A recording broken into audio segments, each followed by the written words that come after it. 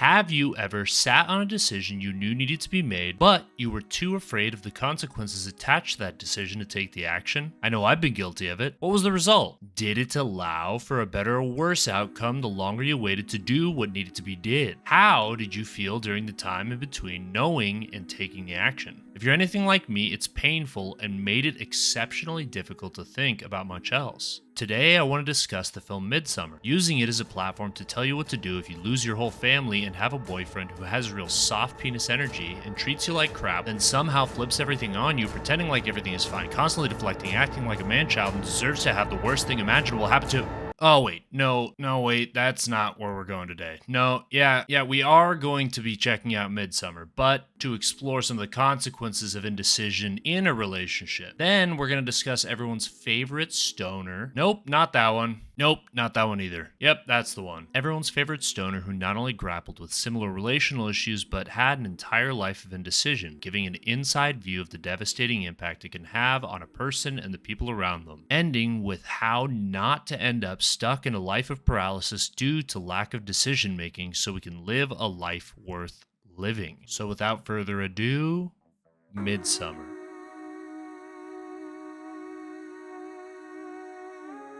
Denial is not just a river in Egypt. From the get-go, Christian is complaining about his relationship with Danny. The dude expresses his frustrations to his friends and acts as though he's going to end it, but folds under pressure. Real soft penis energy. Simultaneously, Danny feels Christian slipping away but doesn't want to acknowledge it because if brought into the light, it might result in what she's afraid of, the end of the relationship. For the sake of the narrative of this video, moving forward we're going to prioritize Christian's indecision rather than Danny's fears. That can be a topic for another day. Stakes grow higher. Danny's freaking family dies and she rushes to Christian for support. If his lack of decision making was difficult before, it's just become a lot more difficult. Avoidance of tough decision. Christian's refusal to do what he knows really needs to be done results in false humility in the name of honor by feigning support for Danny through difficult times. But the reality is he begins to be disgusted with himself and instead of acknowledging it, deflects his self-loathing in Danny's direction through passive aggression and gaslighting, causing exponentially more harm to her. Crack under the tiniest bit of pressure. Christian is looking for an out that doesn't require him to actually take the action. Suddenly, another gal enters the picture, and after drinking a little blood and eating a little hair, he cheats on Danny. Full paralysis.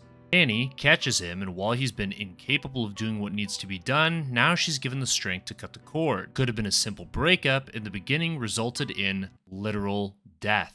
Christian's indecision resulted in a nasty early demise. Midsommar to me is symbolic of what can happen when you put off what needs to be done for the sake of not hurting someone else. It might postpone the intensity of the pain in the moment, but the long-term outcome has far more consequences for all parties involved. Quick side note before moving on. Danny, I would never treat you like that. If you get this message, I don't care what you did to Christian. Let the past stay in the past. I support you. You can wear your sweet new flower dress every day if you want. It's beautiful just like you. Our first date can be starting another fire with people in a cute little house. I don't care, whatever you want. I look forward to hearing back from you. Love, Ian. Now that that's out of the way, next I want to briefly discuss a book I highly recommend. Stoner by John Williams. Lukewarm Decision Making. William Stoner is the protagonist of the novel Stoner. The first page of the book paints a pretty bleak picture of what Stoner's life ended up looking like once the dust settles. He is a man riddled with insecurities and a refusal to make the decisions that require more of him. I don't want to spoil the book for you in the hopes that you'll consider reading it yourself, so instead I'll prioritize his decision or lack thereof regarding his relationships. Stoner gets married because he believes it to be the right thing to do. Within the first month, he realizes his marriage is a loveless one. Instead of choosing to make the tough decision to get divorced and deal with the consequences that follow that, he convinces himself he's taking the high road, sticking to the marriage. Stoner presents a false humility for the sake of honor and commitment. And the reality is he's too afraid of making the decision to leave. You need to leave! Resulting in roots that grow deeper, making an exit increasingly difficult. Stoner prioritizes small grievances over committing to important life decisions, frequently finding himself standing up for things that really don't matter, but doing so provides him the illusion of being a decisive man. Meanwhile, the important life decisions he frequently ducks out on and avoids by hiding behind false modesty. Later in the book, Stoner finds himself in love with another woman, and instead of stepping up and leaving his loveless marriage, he hides behind his moral high ground, ending the affair because it's the right thing to do. "We're in love, but we should stop to preserve our positions," he says. Soft penis energy. The reality? He feared the consequences of his actions, like losing his job, his wife, and other certain comforts in his life. All things that he ultimately loses in one way or another anyway. Still not a spoiler, by the way. We're all gonna lose everything in one way or another. You know what I mean, right? Like we're all gonna die? You get that, right? You guys all get that? Time is a flat circle.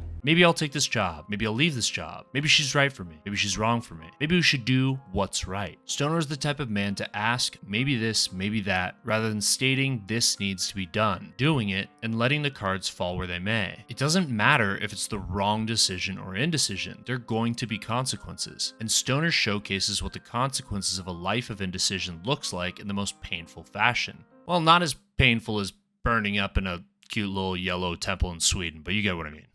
Make a fucking decision. Lessons from Midsummer and Stoner.